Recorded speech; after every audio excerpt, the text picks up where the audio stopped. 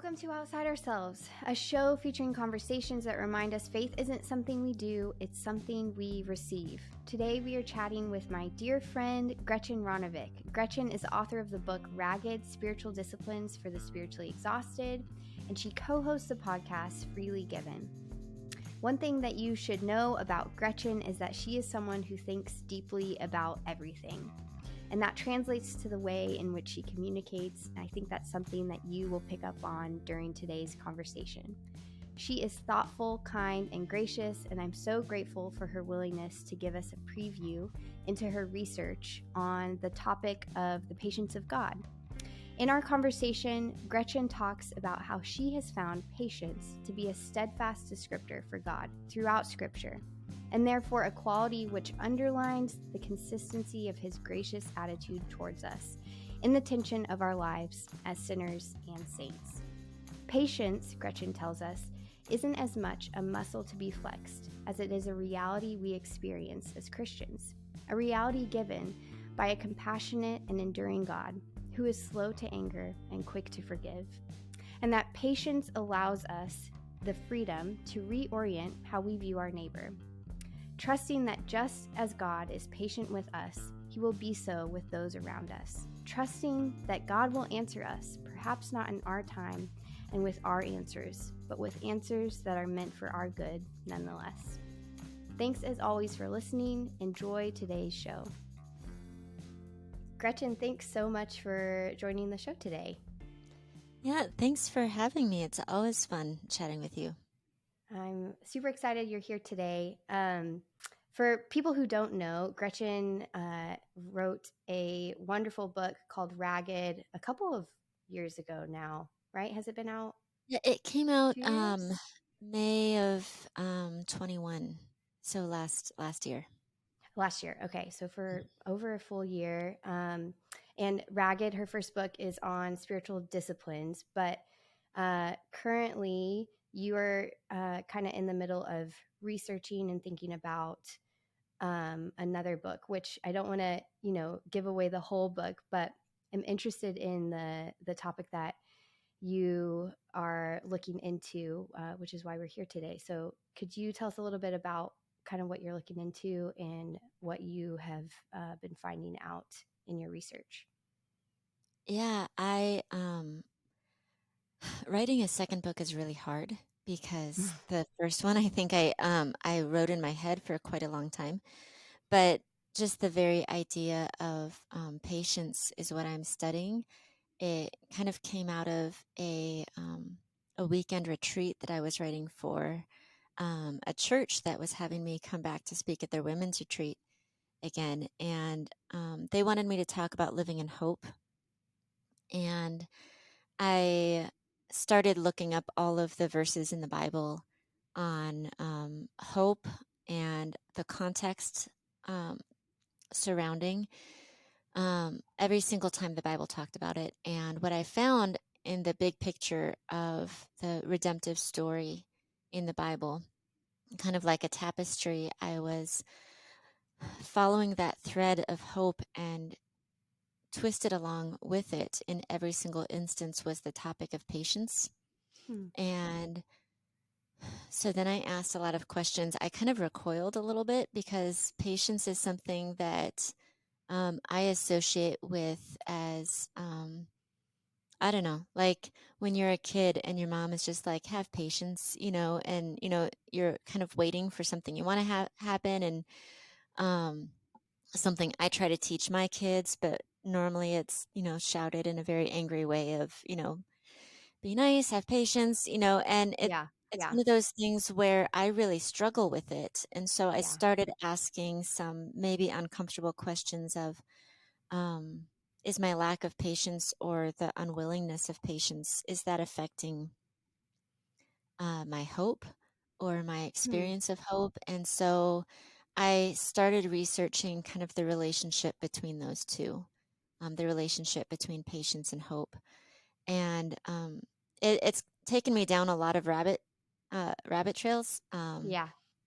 And so it's been an interesting study, and I'm not sure if I'm quite there yet, but it's been Yeah. fun.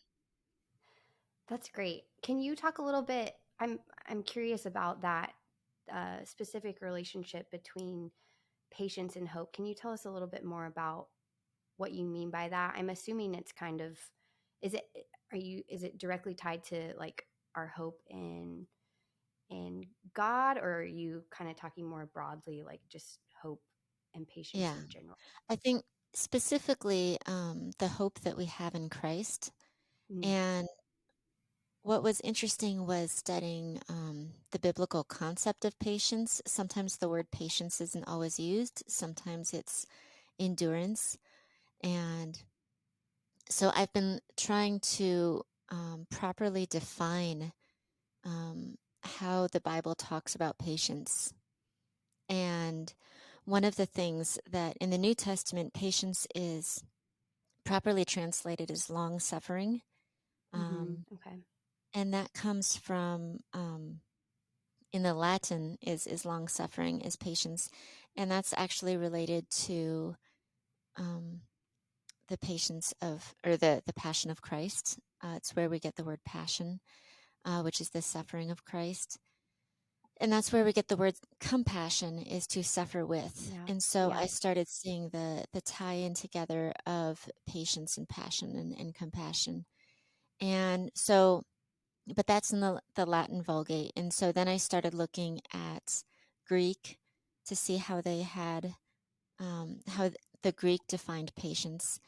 Um, and I won't try to pronounce that word, but it basically means endurance or perseverance, to persevere, which also has that suffering element to kind of push through. Mm, Um, and so I was wondering, okay, does Greek have that same connection between patience and compassion?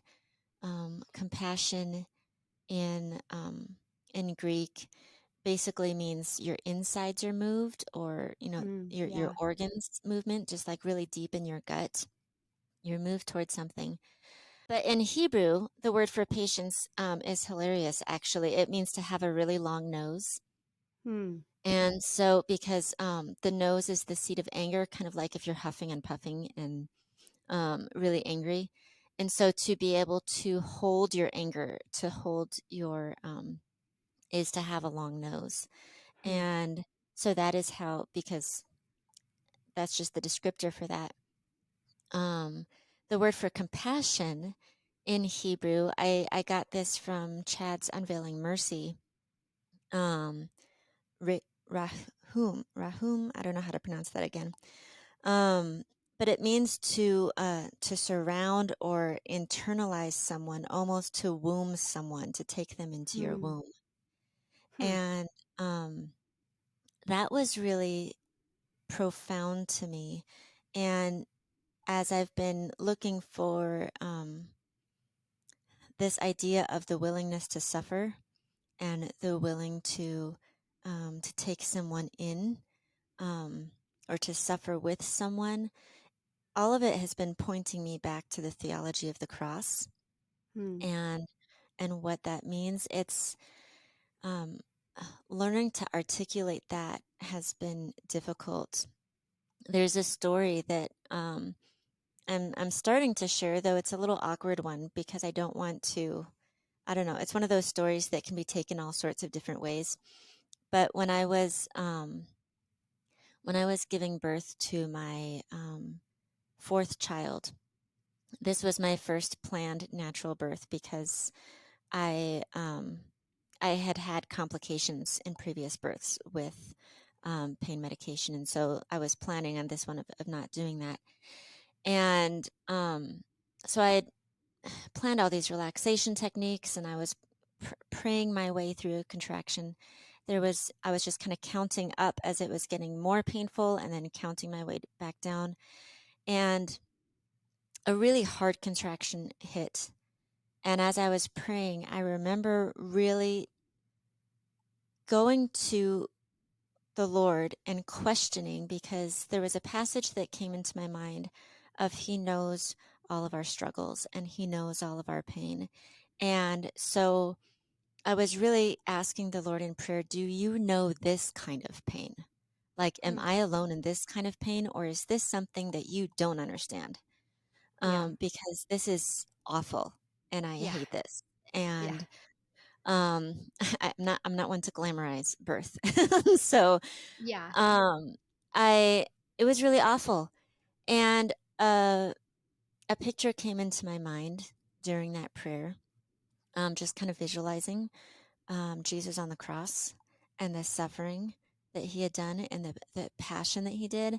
And it was almost like I understood, he understands the pain of birth, connecting it in with Nicodemus asking Jesus, "How can I be born again? Hmm.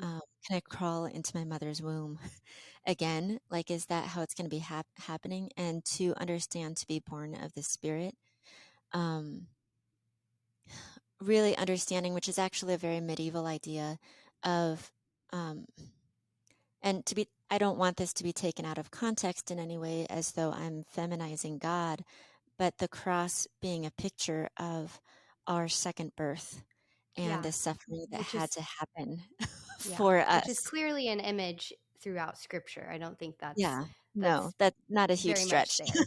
Yeah. So, Life, new um, life, creation, recreation, that happens all yeah. the time. So, But to understand the new life that comes through suffering, and yeah. And specifically um Christ suffering for us, right? yeah, specifically Christ suffering for us. I know for me personally, there's that joke that if you want to have more patience, you know how God is going to give it to you. And the more I study this, the more I take issue with that statement, as though patience is a muscle that we are exercising. I Hmm. am finding this is more patience is the Spirit of Christ that is given to us. It is Hmm. something that has come from outside of us. But I think a lot of us are afraid of asking these questions because we're afraid we're just inviting calamity on our lives. We're inviting God to test us and make our life miserable. And so let's just avoid this question. And so I'm wanting to bring grace and clarity to and really by means of, instead of looking at the suffering around us, by looking at the suffering of Christ Yeah. and fixing our Yeah. And eyes on even Jesus. maybe Yeah. even instead of looking at our own suffering solely, right? Like looking at uh, if everything is flowing from Christ, then that's obviously where we need to begin. That's interesting what you said about patience being more of like a gift than a muscle that we're trying to stretch. I see that to me kind of put together some puzzle pieces when you're talking about the connection between hope, because if um, in faith we have hope for what is to come, then we also are going to be gifted with patience for that to become a reality. Is that a good way Yeah. of kind of viewing it? That, that's a really good way of looking at it. There's always the fear as a writer that people will take your words out of context and use them um, to either harm themselves or others. Yeah. And like the first place I go is like, well, what if there's a woman stuck in an abusive marriage, and she's like, well, if I just endure the suffering long enough, that's going to fix my situation. Or if I just endure Yeah. this, and I there's so many micro judgment calls in the Christian life that I think we're wanting a tidy answer for. And Yeah. I don't want to make any attempt to make those judgment calls for people. What I do want to do is to fix our eyes on Jesus so that we can see patience as something from Him instead of something that we Yeah. have to figure out. Yeah. That's I'm kind of looking into forgiveness a little bit more right now, and I feel like it's very similar Yeah, in the sense that God's forgiveness is always God's. He's always the one that's going to gift it to us, and in that way we are then able to gift it to others. But when we receive forgiveness from God, it's always perfect, right? He's always able to forgive us perfectly, and probably similarly, he's always able to be long suffering and compassionate to us perfectly. And yet, when we then do our best to emulate those characters to those around us, in the horizontal realm, we know it's going to be imperfect. And that might come from kind of what you're talking about, all of these little Mhm. judgments in different situations.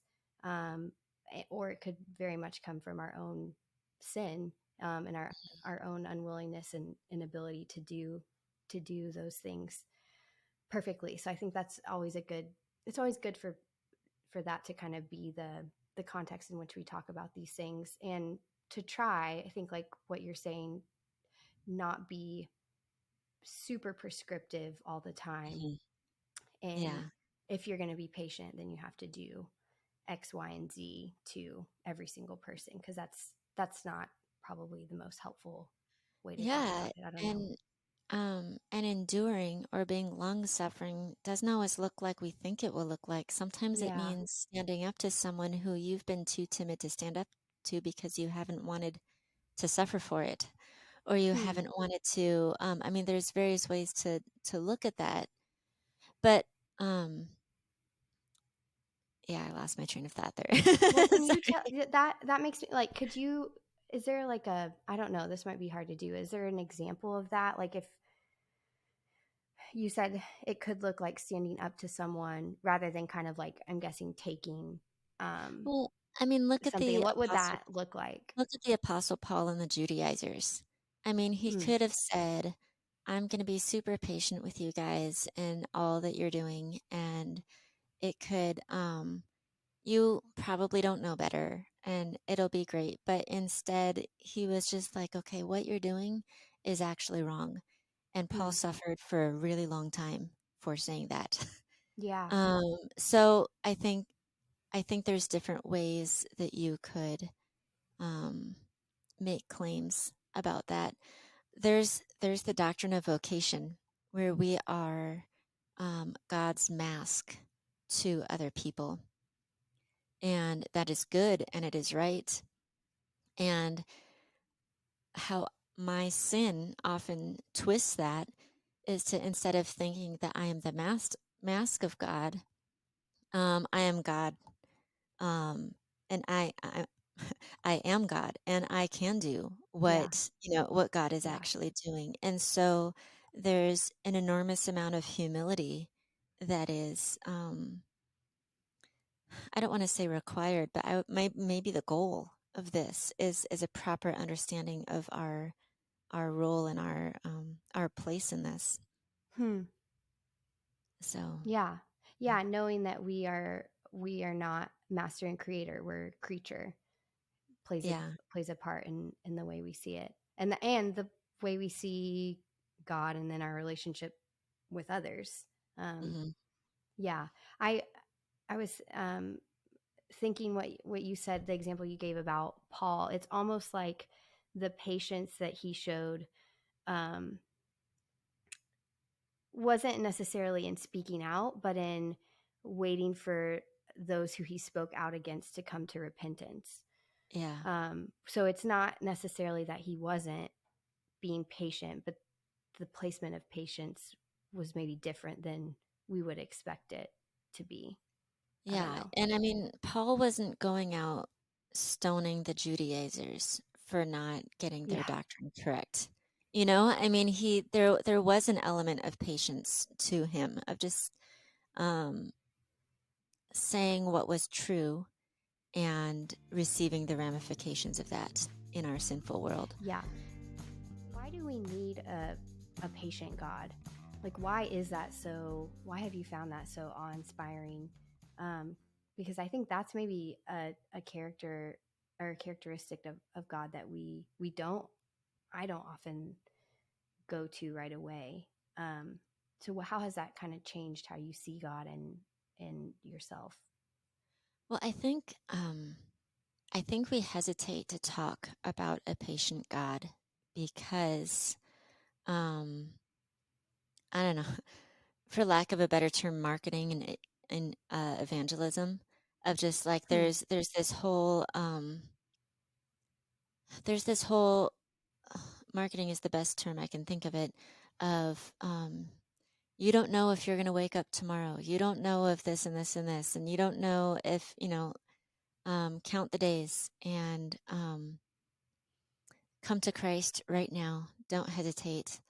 Um, kind of almost like I I kind of I kind of envision a high pressure altar call. Um, a high pressure altar call is not the time to talk about a patient God, because it's just Yeah. not, it doesn't feel effective to that, Yeah.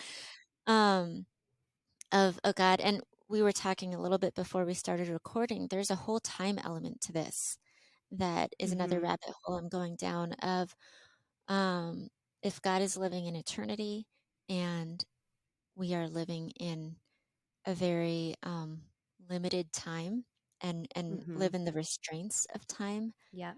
Um, how does that play into it? And I'm trying not to go too deep into the philosophies and philosophical metaphysical rabbit hole on that, and trying to keep 2 feet on the practical ground. Yeah. And um, and probably like scriptural, because I'm sure yeah. there's a So whole there's a whole world. yeah, a whole world out there on time. Yeah, there's a whole world discussing time. And Yeah. so, but there's a lot of theologians who have discussed this, and there's a lot to be said. Um, so I think we hesitate because a lot of us, when we are trying to work with others or minister to others, or even raise your kids, or deal in marriage, or just like everyday relationships, um, we have an immediacy on our mind, Mm-hmm. and high pressure feels more effective. And so to talk about the patient God feels like the most ineffective theology to bring to people Yeah. because they're like, well, then they're not going Yeah. to want to like do anything. They're not going to want to Um, change. they're not going to want to change if they don't know. But it just like it's so closely related to the idea that if we talk about God's grace too much, people won't get their act together. Likewise, talking about the patience of God um, is basically talking about the grace of God um, over a span of time. So then we're talking about the Hmm. faithfulness of God over a span of time. We're stretching it out, and I'm like, I'm going to write this down after as I'm Yeah, talking it please out. do. But it's stretching it out of the consistency of God's grace, the Yeah. consistency of the theology of the cross in our life, and that um, how that affects us in an everyday kind of way. So, um, yeah, I don't think it's something we talk about, though I don't think that most Christians would deny the patience of God.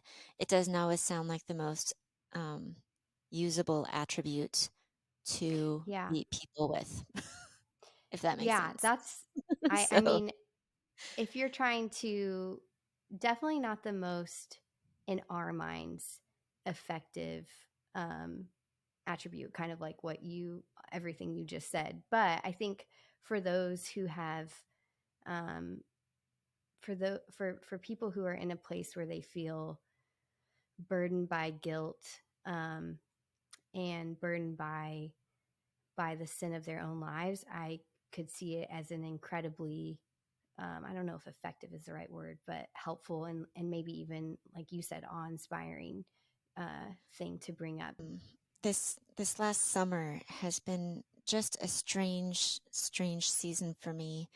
I have it was a season marked by multiple enormous life milestones. My Hmm. oldest child moved out of the house. We Hmm. celebrated our 20-year anniversary. There were doors that had closed and new doors that are opening. So I mean, I don't know if it's just the age I'm at, but there have been a lot of what feel like seismic shifts. Okay. in the midst of that, I deal with chronic pain, which I was talking about a little bit this week, Yeah. and I was Yeah. thinking about, and so I've been struggling with some of the shifts and feeling a lot of guilt for my struggle, even though Hmm. a lot of them are good and happy. It's just like, what's the matter with me? And What's the matter? Like guilt that things are changing and won't be the same, or well, maybe guilt that I'm not feeling enough joy all the time, or guilt okay. that I'm grieving. Um, Hmm. just Yeah. the end of a stage. Yeah. I think we, as happy Americans, we feel guilt for grief even, and Yeah. because we're supposed to be joyful all the time. Mm-hmm. And yeah, the last week and a half, um, I've had a my chronic pain huge flare up. I've had migraines, and I couldn't lift my right arm for about 3 days, and um, so my I have been again feeling immense guilt because that has been hard on my family, and my house is Yeah. falling apart. And so I turned a corner about a day and a half ago, and so now I'm kind of in recovery mode from that acceleration. Now it's kind of in a recovery, and just the other night, my husband just had his arms around me as I was just laying my head on him, as I was just so tired, and I'm just like, I am so sorry that all of you have to deal with my junk that I am just like, and the patience that he had of just kind of like, you take your time getting better because we're going to do this and we're going to do this the right way. And I feel guilt when I am not immediately better. And I think we do that a lot with God, of just like, God Yeah. must be so disappointed in me Yeah. because I'm not perfect now. Like, I believe in Yeah. him, but I'm not perfect yet. Yeah. And we can be in the recovery mode for anything. And Or the even ability like to have, the even the backsliding mode, yeah, like the I'm okay, I'm starting from zero again. mhm, Yeah, we don't think that he has patience for that, and the reality is that he not only has patience and forgiveness for that, he's given us his righteousness so that yeah, it's not our job to go from 0 to 100 because he already sees us as perfectly righteous. Sorry that I yeah. He's not worried if his righteousness is enough. Like, that's not something that he's concerned about, if his righteousness given to us isn't perfect enough. And so it reminded me, as my husband was comforting me, um, that to have a patient God who says, I know you're struggling, and my love is still here. That actually gives you the courage and the hope to start a new day. And it gives you um, that consistency, that mm, sunrise, that that life where there shouldn't be any. That's the patience of God. And so hmm, um, it's a very healing thing. I think, especially in there's I think the current generation talks a lot about trauma, talks a lot about healing, yeah, talks a lot about, and I think this is a message that will resonate, um, not stop people from getting better, but assure them that God is not put off by their trauma. God is hmm, not put off by what they're struggling with. God is patient, and He knows, and He is enough. And instead of enabling people to just say, okay, I don't need to do anything, I truly believe that's the message that gives them courage, yeah, um, for the next day. yeah, yeah. Courage and I think allows us to, we've talked about this before, but to be rooted in reality of what sin is and what uh, the gospel is, rather than having to try to avoid or minimize um, sin in our lives. Because if we Mhm. know God is patient with us, then we can say, this is not right. Like, this is not Mhm. how things should be. Whether that's, a personal error, or like you mentioned, some trauma that you've experienced, you're able to. I think Luther is the one that says, "Call a thing what it is." Yeah, calling a thing what it is one of my favorite parts about Lutheran theology, and Yeah, mostly because rooting yourself in reality is, I don't know, there's all these, especially when it comes to hope, there's all these cliches. And I think the idea of hoping in yourself or hoping in your yeah, own effort, I think we all know that's not true. Um, yeah. and um, the affirmations that you see, like on I don't know. I kind of joke about like the affirmations when I used to be in like MLMs or like on Instagram, or like the whole idea Yeah, of just like you keep telling yourself something until you believe it. And I yeah. think there's a lot of things in the Christian life that we're just like, okay, if you just believe that you have God's spirit in you, and you believe that you are good enough, and you believe that you are capable of stuff. And so I think we're so busy trying to convince ourselves when um, Lutheran theology is like, okay, let's be real. We really don't know what we're Mm-hmm. doing, and we're really horrible at Mm-hmm. this. And so let's place our hope in the right place. Yeah. And it's such like this huge relief. It's like, oh my goodness, someone's being honest about Yes. all of this. It's this huge relief that we're dealing with reality. We're not dealing Mm-hmm. with um, some Fairy tale. ideal, Yeah. yeah, some ideal that we're never going to achieve on our Yeah. own.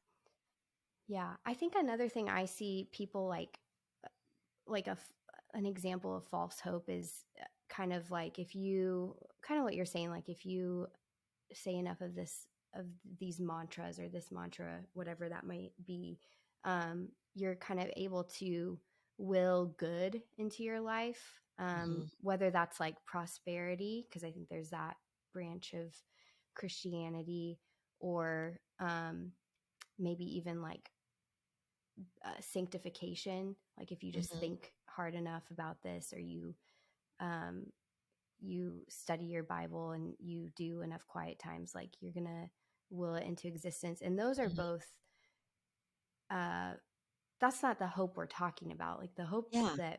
that we're speaking about is the hope that one day we're going to be reunited with our God, that we're going to be um resurrected just as Christ was, and that um he's going to wipe away every tear.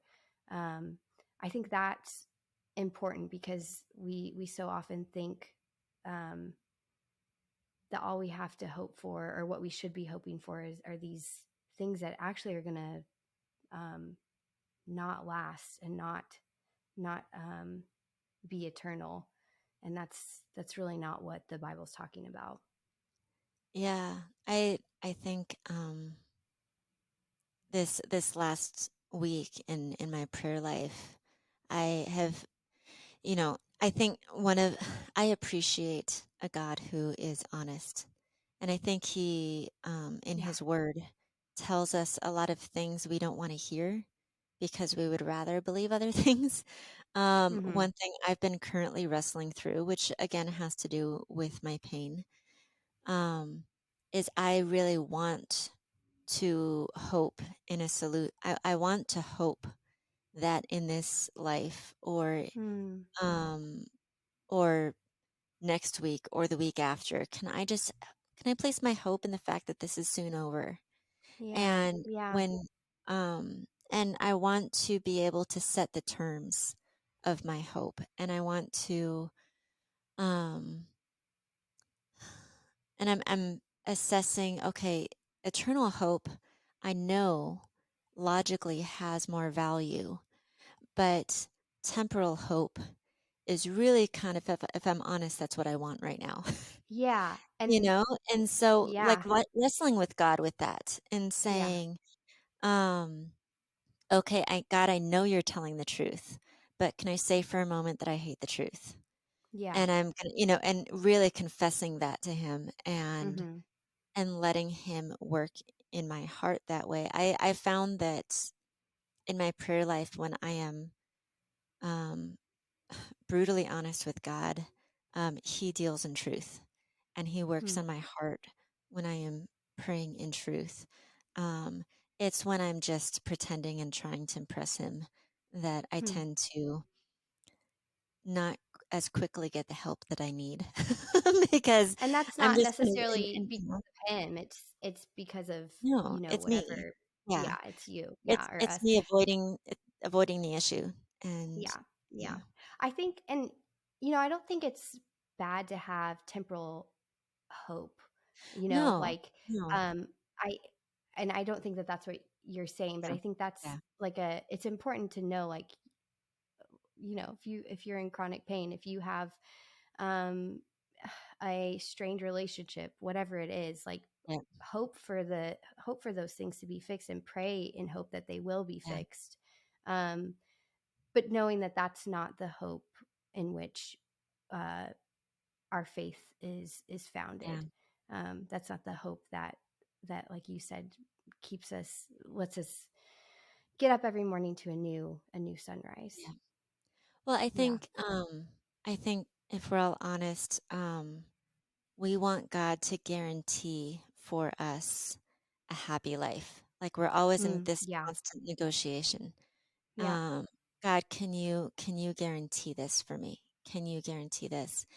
And yeah, I'm still very much in the process of wrestling with God over this. But what's exciting is I get to wrestle with God about this. Like God Yeah. has brought me to a place in my Christian life where um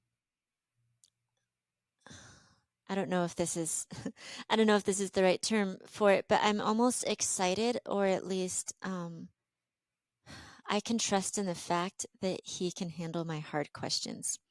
There Yeah. was a time, I remember talking with my friend Katie, who I do a podcast with. Yeah. We were talking about the end of the book of Job when God is asking all these questions. Like Job basically like loses his temper on God and Hmm. says, I demand an audience with you. And and God said, all right, gird up your loins. Here you go. We're going to ask you some questions. And I was talking to her about this was probably a year or two ago. And um, and I said, well, and God responded, really angrily to Job. And she's like, why do you read God's voice in an angry tone there? She Hmm. said, have you thought about the fact that the tone might be something that you're putting on the text, Hmm. and not something um, that he understands. And as it has been pointed out too, at the end of it, God said that Job did what was right. He asked the hard questions of God. He did what was right. And so in that sense, this wrestling that I'm in the middle of, um, there's hope in it because I know that God will answer me. I don't know what the Yeah. answer will be, but I know He will. I know that He is going to redeem what I'm going through, and I know Hmm. that He is going to answer me in a way that benefits me the most. And and those are truths that I can hang on to and embolden me in prayer. Yeah. Whereas before I would shy away, knowing that God is patient Yeah. helps me Yeah. to lean in instead of Yeah. shy away. I hear you saying the patience of God and understanding and knowing that God is patient with us not only changes how we go to Him, but also how we treat our neighbor, right? I mean, we've kind of gone over that. Um, have you found yourself thinking specifically about that second part quite a bit as you've been researching and studying? And is there anything that's kind of stood out to you on in that aspect, as far as how we're patient with those around us? Yeah, I have the advantage right now of having experienced mothering the entire childhood, first 18 years now. And there's a benefit to like getting through the newborn stage the first time because the second Mm-hmm. time you know how short it is. And Right. there's a benefit to getting through the toddler stage because you know that like some of the stuff they grow out of. Yeah. Um, there's, I remember, so my oldest is in college now, and there were some rough teenage years um, where um, we didn't get along super well because we had Mm. different views on on grace and extending it to others and all these things. And what was ironic about it was I had no grace for her when she had no Hmm. grace for one of her siblings. And Hmm. so when we were coming out of that stage, we had had several conversations to talk about and apologize to each other for that season. When she came out of that was she's like, Mom, I need you to allow me to have a bad day Hmm. because you were so scared that I was going down a wrong path that like you came down hard every time. And so like now with like my next kids, when they are having hormonal teenage days, I can be like, "Oh, they're just having a bad day. It'll be fine Yeah. tomorrow." Yeah. And like not exploding at them Yeah. for having a bad day. Yeah. Um, does that mean that I'm more permissive and the rules have changed in our house? Absolutely not. It means I'm understanding that they're struggling with something too. I think it Mm-hmm. brings about some compassion to it. It doesn't change the rules, but um, it has me approach the situation very differently, Hmm. knowing that some people are just having a bad day, Yeah. even kids. And yeah. Yeah, no, I think that is such a good example. I feel like that holds true throughout. I mean, I only have toddlers and babies right now, but Yeah. I feel the same way. It probably makes a big difference when they can vocalize, like, please let me have a bad day Just kind versus, of like you know, because it's I so find myself different. with the same thing, the baby's not sleeping or whatever, and I can't figure out why. And it's like, oh no, he's never going to sleep again. When in reality, it's just that It's just a it's maybe not phase. a bad day, but it's just a phase. It's just a phase. Yeah.